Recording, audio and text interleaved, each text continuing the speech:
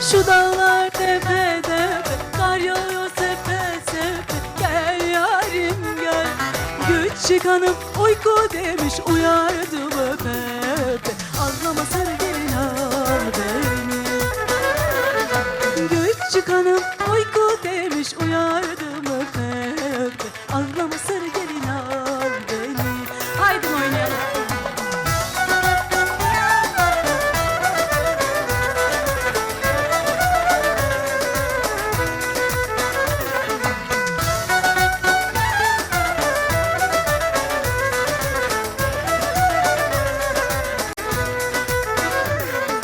Fesleğen dallanır mı? Top sürüp sallanır mı?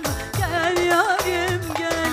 Kendi gelen güzeli sarmadan yollanır mı? Ağlama sarı gelin al beni. Kendi gelen güzeli sarmadan yollanır mı? Ağlama sarı gelin al beni. Bir dakika.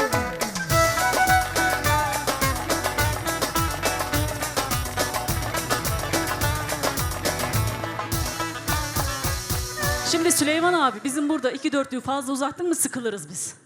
Hemen şöyle bir hocam bir açış alalım. Şöyle bir dolaşalım.